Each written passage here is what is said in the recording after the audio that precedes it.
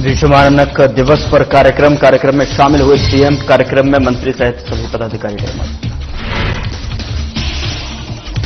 बिहार चुनाव पर कांग्रेस के तंज पर पलटवार, विजय शर्मा ने किया पलटवार। विजय शर्मा ने कहा, पदयात्रा का विषय अच्छा है। कलेक्टर और एसपी कॉन्फ्रेंस में सीएम उच्च स्तरीय बैठक में कलेक्टर और एसपी कॉन्फ्रेंस को लेकर बैठक। कोंडागांव में जनदर्शन में कलेक्टर ने सुनी ग्रामीणों की समस्याएं। अधिकारियों को कलेक्टर ने दिए निर्देश। स्थानीय व्यापारियों को किया गया प्रताड़ित, वेदांता के द्वारा किया गया प्रताड़ित।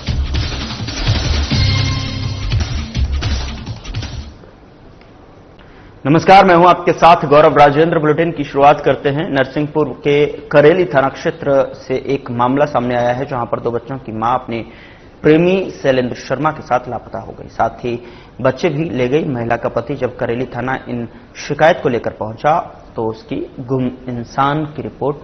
गुमशुदगी की रिपोर्ट भी नहीं लिखी गई। साथ ही साथ उसे थाने से भगा दिया। महिला के पति मंगल लोधी के अनुसार शैलेंद्र शर्मा का अफेयर लंबे समय से चल रहा था, जिसकी फुटेज सामने आई है, जो करेली निवासी के हैं। उसके साथ महिला बच्चे समेत गई है और जिसकी शिकायत बाय पोस्ट कई बार पुलिस अधीक्षक कार्यालय में भी कई बार की गई, पर पुलिस द्वारा कोई कार्यवाही नहीं हुई है, न मंगल लोधी की कोई सुनवाई हुई। वही एडिशनल एसपी संदीप भूरिया के अनुसार आवेदन में संकलित फोटोज के अनुसार जल्द वैधानिक कार्रवाई की जाने की बात कही गई है।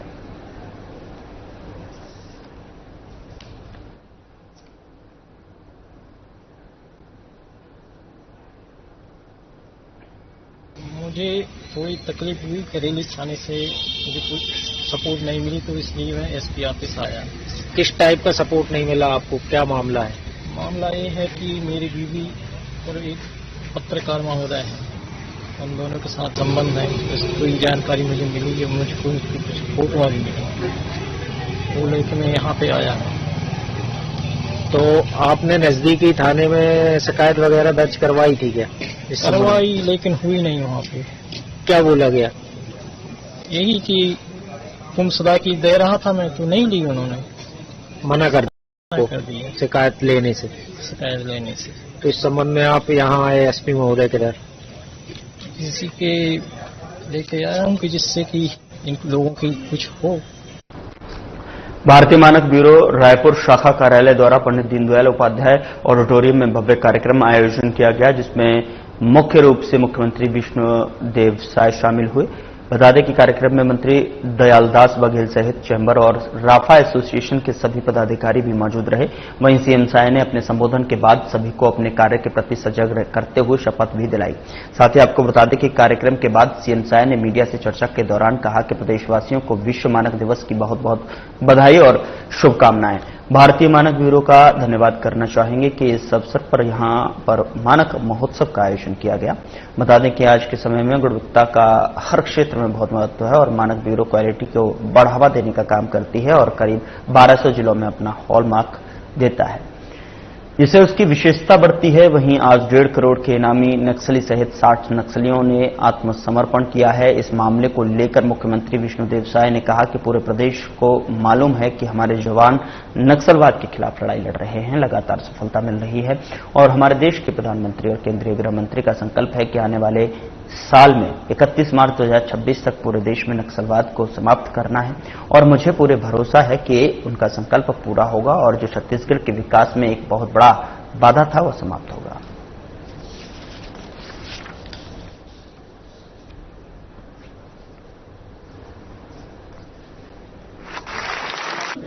आज विश्व मानक दिवस है, तो सबसे पहले तो पूरे प्रदेशवासियों को विश्व मानक दिवस की बहुत बहुत बधाई, शुभकामना। और भारतीय मानक ब्यूरो का धन्यवाद करना चाहेंगे कि इस अवसर पर यहाँ पर मानक महोत्सव का आयोजन किए हैं और जिसमें हमारे प्रदेश के खाद्य मंत्री श्री दयालदास बघेल सहित हमारे बीआईएस के पदाधिकारी, चैम्बर के और सराफा एसोसिएशन के सभी पदाधिकारी, हमारे सेल के और विभिन्न संस्थाओं के यहाँ पर पदाधिकारी उपस्थित हैं और प्रदेश के नागरिक भी हैं। सबकी उपस्थिति में आज दिन भर ये महोत्सव चलेगा। अभी इसके बाद टेक्निकल सेशन भी चलेगा। तो आज गुणवत्ता का हर क्षेत्र में बड़ा महत्व है और ये मानक ब्यूरो क्वालिटी को बढ़ावा देने का काम करता है और करीब 1200 चीजों में अपना हॉलमार्क देता है, जिससे उस चीज की विश्वसनीयता भी बढ़ती है और मार्केटिंग के क्षेत्र में हर क्षेत्र में उसका लाभ भी होता है। तो मैं फिर से एक बार मानक ब्यूरो का आभार व्यक्त करता हूं इस आयोजन के लिए। कलेक्टर एसपी कॉन्फ्रेंस में मुख्यमंत्री विष्णुदेव साय के सख्त तेवर दिखे। उन्होंने 3 जिलों के एसपी के काम पर नाराजगी जताई। धमतरी में लगातार हो रही हत्या और चोरी, कोरबा में अवैध खदान और महासमुंद में नशीले पदार्थों की बिक्री को लेकर सीएम ने तीनों जिलों में एसपी को फटकार लगाई है। साथ ही बता दें आपको कि लॉ एंड ऑर्डर नहीं संभालने वाले जिलों को लेकर कड़ी चेतावनी भी दी है। मुख्यमंत्री विष्णुदेव साय ने कलेक्टर एसपी कॉन्फ्रेंस में नशीली दवाओं और मादक पदार्थों के अवैध कारोबार पर कड़ी कार्रवाई के निर्देश दिए हैं। सीएम ने कहा कि नशे के कारण अन्य अपराधों को बढ़ावा मिलता है और इसके लिए अभियान चलाकर कार्रवाई करें। साथ ही अंतर्राज्यीय सीमावर्ती क्षेत्रों में जो है निगरानी बढ़ाने के समय सीमा में पीआईटी एनडीपीएस एक्ट के मामलों में कार्रवाई करने के निर्देश दिए गए हैं। वहीं नशाखोरी के खिलाफ व्यापक मुहिम चलाकर युवाओं को जागरूक करने के निर्देश भी दिए। सभी एसपी को हिदायत दी गई है कि मुख्यमंत्री ने स्पष्ट कहा है कि परफॉर्मेंस नहीं दिखेगा तो हम निर्णय करेंगे। कहीं कहीं कुछ कमियां हैं, दुरुस्त करने का एक अवसर दिया गया है।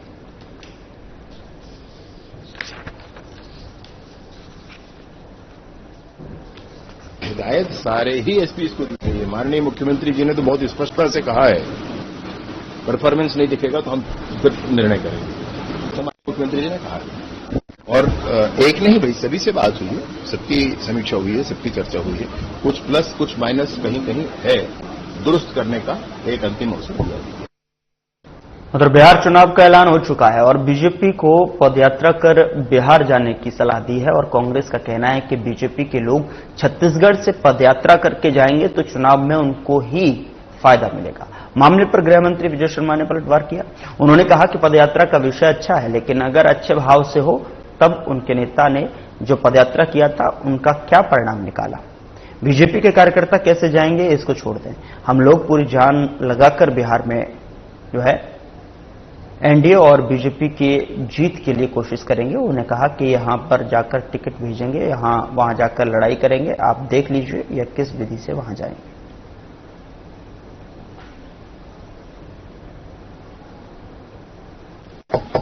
पदयात्रा का विषय तो अच्छा है, लेकिन अच्छे भाव से हो तो अच्छा है। उनके नेता ने जो पदयात्रा किया था उसका क्या परिणाम निकाला बताएं एक बार। भाजपा के कार्यकर्ता कैसे जाएंगे कैसे आएंगे वो छोड़ दें। हम जनता के, बिहार की जनता के मन में जो मंथन हुआ उसके बाद निर्णय जनता का है, यह एहसास हमको होता है कि एनडीए की सरकार वहां बनेगी। बहुत शुचिता से, बहुत आराम से वहां सीटों का बंटवारा भी हो गया है और अभी हम लोग जाकर के अपनी पूरी जान लगा करके बिहार के चुनाव में भाजपा और एनडीए की जीत के लिए कोशिश करेंगे। ये देख लें अभी जाकर के वहां टिकट बेचेंगे, ये देख लें अभी जाकर के वहां लड़ाई करेंगे, ये देख लें अभी किस विधि से जाएंगे। जिस विधि से जाएंगे कुछ अच्छा करें ऐसी अपेक्षा है। उधर कलेक्टर और एसपी कॉन्फ्रेंस में मुख्यमंत्री उच्च स्तरीय बैठक में प्रदेश की कानून व्यवस्था पर समीक्षा की गई। तो वहीं गृह मंत्री विजय शर्मा, मुख्य सचिव विकासशील, अपर मुख्य सचिव मनोज कुमार पिंगुआ और मुख्यमंत्री के प्रमुख सचिव सुबोध सिंह सहित रेंज आईजी, कलेक्टर, एसपी सहित अन्य अधिकारी उपस्थित थे। बैठक में महिला और बालिका से जुड़े आपराधिक मामलों में संवेदनशीलता और तत्परता के साथ में कार्रवाई होने की बात कही गई थी। मुख्यमंत्री साइबर क्राइम और इससे जुड़े आपराधिक गतिविधियों की भी समीक्षा की थी। बैठक के बारे में उप मुख्यमंत्री विजय शर्मा ने पत्रकारों के साथ चर्चा के दौरान कहा कि मुख्यमंत्री विष्णुदेव साय के उपस्थित में जो बैठक हुई थी जिसमें एसपी और कलेक्टर मौजूद थे, बैठक में विशेष रूप से वह प्रस्ताव जो एसपी के द्वारा कलेक्टर को दिए जाते हैं उसका शीघ्रता से निराकरण हो और अन्य कानूनी प्रावधानों और संशोधनों पर भी प्रदेश में अनेक गतिविधियां जो पता चलती हैं।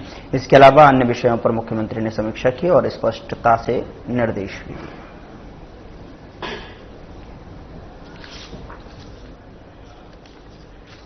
कल जो बैठक हुई थी उसमें एसपी, कलेक्टर सारे थे उसमें विशेष रूप से वो सारी बातें जिनके प्रस्ताव एसपी के द्वारा कलेक्टर को दिए जाते हैं वो शीघ्रता से निराकृत हों। इन विषयों पर कई नए आने वाले कानूनी प्रावधानों पर, अन्य कानूनी संशोधनों की कहां कहां आवश्यकता है उस विषय पर, लॉ एंड ऑर्डर के विषय पर अनेक गतिविधियां जो प्रदेश में अभी नई पता चलती हैं उनके विषय पर, एनडीपीएस के विषय पर, पेट एनडीपीएस के विषय पर, इन सारे ही विषयों पर विस्तृत समीक्षा माननीय मुख्यमंत्री जी ने की है और बहुत स्पष्टता से निर्देश भी दिया है। सर, तो इसमें जो चंगाई सभा और धर्मांतरण काफी माहौल भी लगता है, उसको लेकर के आप लोगों की चर्चा हुई? धर्मांतरण के संदर्भ में आने वाले सत्र में एक एक्ट आएगा जो कि मैं सोचता हूं कि अब तक के सारे राज्यों में उपलब्ध एक्ट से एक कदम आगे होगा, क्योंकि सभी का अनुभव उसमें समाहित है। उसके साथ ही साथ चंगाई सभाएं वगैरह जैसी जो चीजें हैं ये तो हम स्वयं ही समझते हैं कि लोगों को भ्रमित करने जैसी चीजें हैं, तो इसको तो बंद होना ही चाहिए। उसमें कानूनी प्रावधान की आवश्यकता है जो आने वाले एक्ट में हो जाएगा। उधर कोंडागांव साप्ताहिक जनदर्शन कार्यक्रम में कलेक्टर नुपुर राशि पन्ना ने मंगलवार को जिला मुख्यालय के सभाकक्ष में ग्रामीणों की समस्याएं सुनी और उन्होंने जनदर्शन में पहुंचे नागरिकों की बातों को गंभीरता से सुना और संबंधित विभागीय अधिकारियों को प्रस्ताव आवेदनों का प्राप्त जो आवेदन हुए थे उनका त्वरित और प्राथमिकता से निराकरण करने के निर्देश दिए। जनदर्शन में जिले के कई ग्रामों में से आए ग्रामीणों ने अपनी समस्याएं और मांगे प्रस्तुत की और ग्राम भोंगापाल के रेणुराम सलाम ने वन अधिकार पत्र में खसरा नंबर संशोधन के लिए आवेदन दिया। कोंडागांव निवासी सोमारी पोटाई ने अपनी भूमि पर पड़ोसी द्वारा किए गए अतिक्रमण को हटाने, भट्टीपारा की शांति दीवान ने प्रधानमंत्री जीवन ज्योति बीमा योजना का भुगतान नमामि को दिलाने और कोकोड़ा जुगानार के ग्रामीणों ने पंचायत क्षेत्र में हैंडपंप प्राथमिक शाला के नए भवन और माध्यमिक शाला को हाई स्कूल में उन्नयन और उप स्वास्थ्य केंद्र की स्थापना की मांग रखी। चुरेगांव के ग्रामीणों ने बताया कि पिछले 2 सालों से पंचायत में चल रहे कार्य अधूरे हैं, जिनमें राशन कार्ड निर्माण, देवगुड़ी निर्माण, स्कूल से नाली निर्माण, कचरा शेड निर्माण और नल जल योजना से जुड़े कार्य शामिल हैं। तो उत्तर के ग्रामीणों ने सड़क और बाउंड्री वॉल निर्माण के साथ नए बिजली ट्रांसफार्मर की मांग की, तो वहीं चुरेगांव के ग्रामीणों ने एग्रीटेक योजना ऑनलाइन लोड न होने की समस्या बताई। मंगवाल पंचायत से ग्रामीणों ने घरेलू सोलर लाइट की मांग की, तो वहीं जोबा गांव के लोगों ने सड़क मरम्मत और चौड़ीकरण की आवश्यकता जताई है। नवागांव में ग्रामीणों ने मोबाइल नेटवर्क की सुविधा की मांग की, जबकि इंगरा गांव के निवासियों ने पानी की टंकी के अधूरे निर्माण की शिकायत दर्ज कराई। इस अवसर पर जिला पंचायत सीईओ अविनाश भोई, अपर कलेक्टर चित्रकांत चार्ली ठाकुर सहित कई विभागों के अधिकारी उपस्थित थे।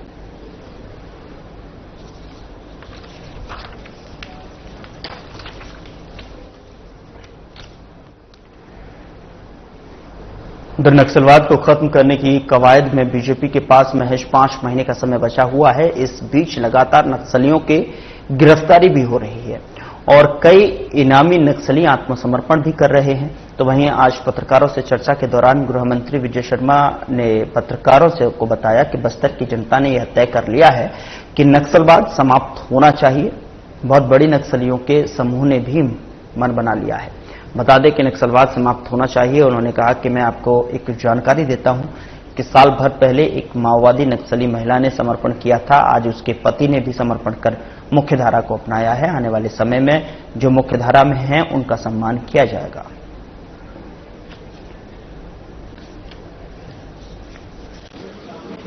बस्तर की जनता ने स्पष्ट कर लिया है मन कि नक्सलवाद समाप्त होना चाहिए। बहुत बड़े नक्सलियों के समूह ने भी मन बना लिया है, इसको समाप्त होना चाहिए।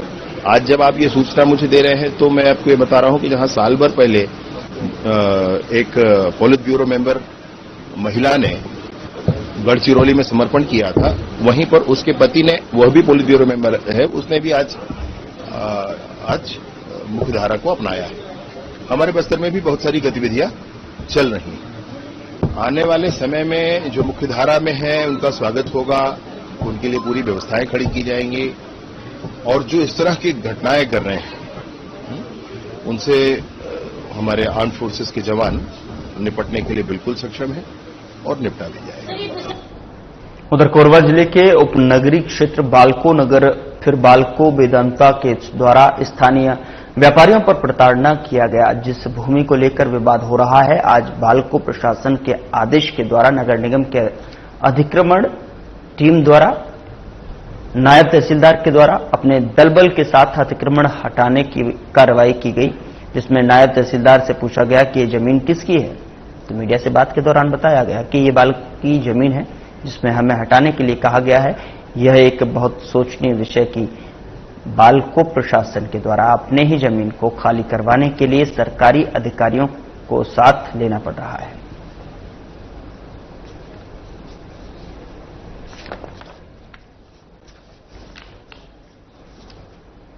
हमारा मकसद है, जमीन एक्चुअली शासकीय है। हमारी मांग है कि जमीन का सीमांकन कराया जाए। बार बार यहाँ पर झड़प हो रहा है व्यवसायियों के बीच में और प्रबंधन के बीच में, चौकी प्रबंधन। पिछली बार के बाद और सीमांकन की मांग की गई थी, इस बार हम बार बार मांग कर रहे हैं कि जमीनों का सीमांकन होना चाहिए। बालको हर जमीन को अपनी बताता है और हर बार अपना घेरने का प्रयास करता है। बालको द्वारा घेरने का प्रयास किया जा रहा है, इसीलिए विवाद की स्थिति निर्मित हुई है। हम कहते हैं अगर सीमांकन हो जाएगा तो दूध का दूध और पानी का पानी हो जाएगा कि जमीन किसकी है। हम बार बार कई लेटर हम द्वारा लगाया गया है, हम बार बार पेपर दिखाते हैं, लेकिन हर बार अमान्य कर दिया जाता है। तो जब तक सीमांकन न हो, जमीन को यथास्थिति रहने चाहिए, हमारे अनुरोध है। उधर रायपुर में बीजेपी के कुशाभाऊ ठाकरे परिसर में वित्त मंत्री ओपी चौधरी ने मीडिया से चर्चा की और इस दौरान उन्होंने बताया कि मुख्यमंत्री विष्णुदेव साय, प्रदेश अध्यक्ष किरण सिंह देव की पहल पर पार्टी कार्यालय में सहयोग केंद्र की व्यवस्था शुरू की गई है। इस केंद्र का संचालन सरकार के प्रतिनिधि, मंत्री और संगठन के वरिष्ठ नेताओं की मौजूदगी में किया जाता है, जहां कार्यकर्ताओं और नागरिकों की समस्याएं सुनी जाती हैं। तो वहीं मंत्री चौधरी ने बताया कि वे किसान नेता अशोक बजाज के साथ सहयोग केंद्र में उपस्थित रहे और करीब 3 घंटे तक विभिन्न जिलों से आए प्रतिनिधियों और कार्यकर्ताओं की समस्याओं पर चर्चा की। उन्होंने कहा कि कई मुद्दों का तत्काल निराकरण संबंधित जिलों के कलेक्टर, एसपी और विभागीय अधिकारियों के माध्यम से किया गया। तो वहीं मांग संबंधी विषयों को संबंधित विभागों को भेजा गया ताकि उन पर प्राथमिकता के आधार पर कार्रवाई हो सके। मंत्री ओपी चौधरी ने बताया कि आज 100 से अधिक आवेदन प्राप्त हुए और 300 से अधिक विषयों पर चर्चा हुई। उन्होंने कहा कि सरकार के अलग अलग विभाग विकास के कार्यों को तेजी से आगे बढ़ा रहे हैं।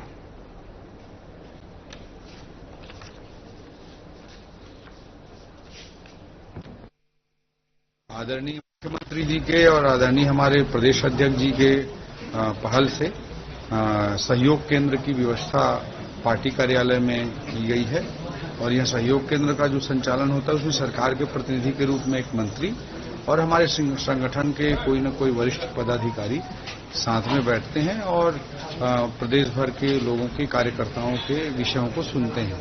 तो आज आदरणीय सच्चिदानंद उपासने जी के साथ, आदरणीय अशोक बजाज जी के साथ मैं सहयोग केंद्र में सरकार के प्रतिनिधि के रूप में यहाँ बैठा और हमने लगभग 3 घंटे तक विभिन्न प्रकार के विषयों को सुना और इसमें जो तत्काल निराकरण के विषय रहते हैं कुछ, उससे संबंधित विषयों पर तत्काल उस जिले के कलेक्टर से या उस जिले के एसपी से या संबंधित विभागों से हमने चर्चा की।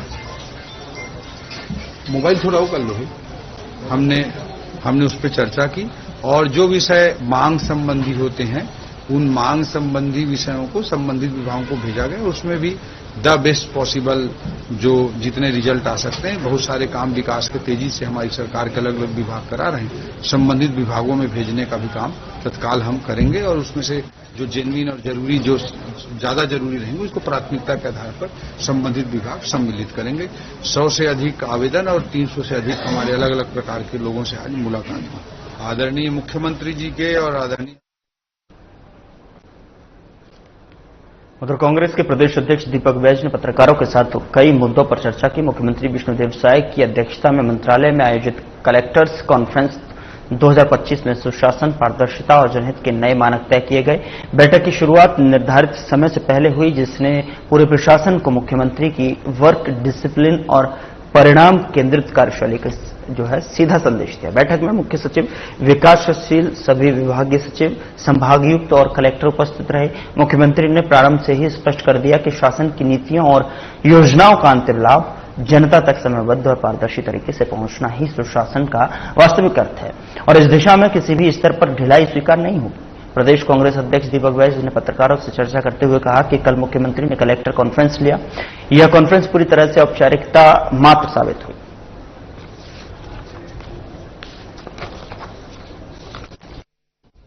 कलेक्टरों से कहते नजर आए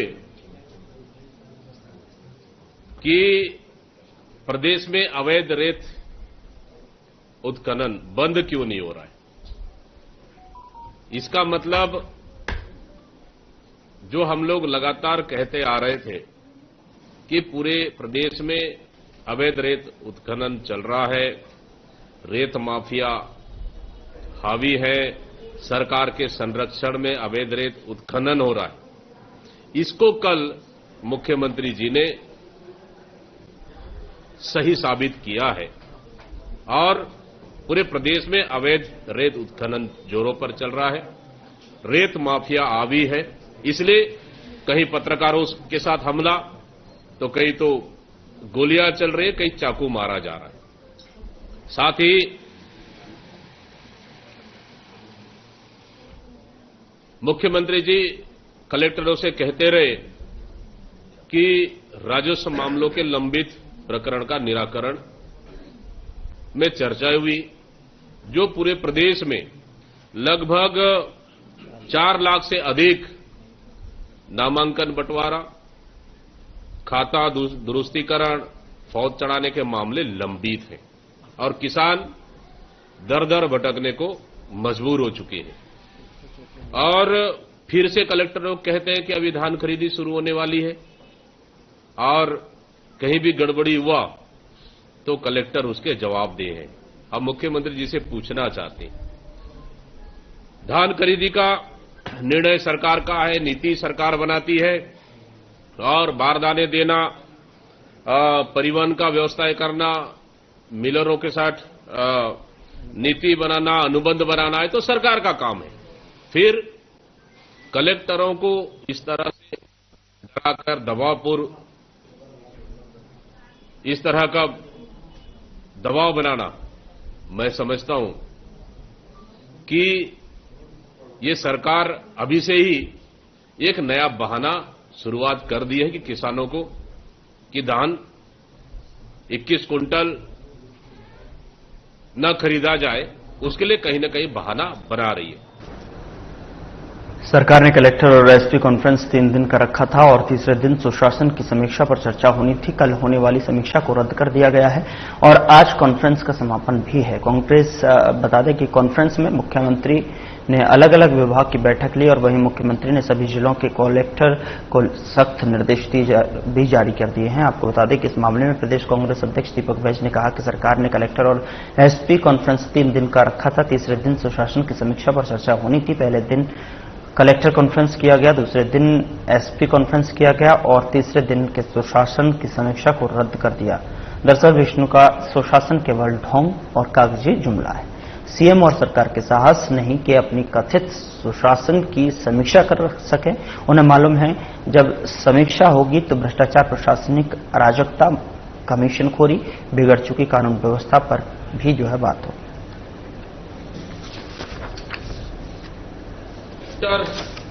सरकार ने कलेक्टर और एसपी कॉन्फ्रेंस 3 दिन रखा। कल कलेक्टर कॉन्फ्रेंस हुआ, आज एसपी कॉन्फ्रेंस होने जा रहा है और हमने सुना है कि 2 दिन में ही सरकार ने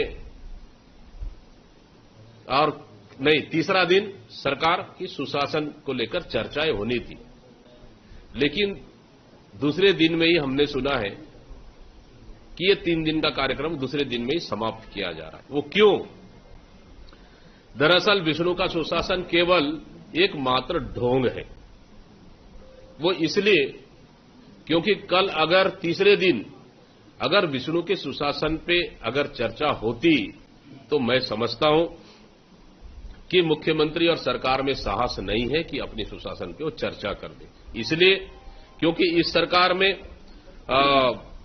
भ्रष्टाचार चरम पर है, बिगड़ती कानून व्यवस्था चरम पर है, लूट, हत्या, चोरी, डकैती आम बात हो गई और कमीशनखोरी, प्रशासनिक अराजकतावाद पूरी चरम पर है।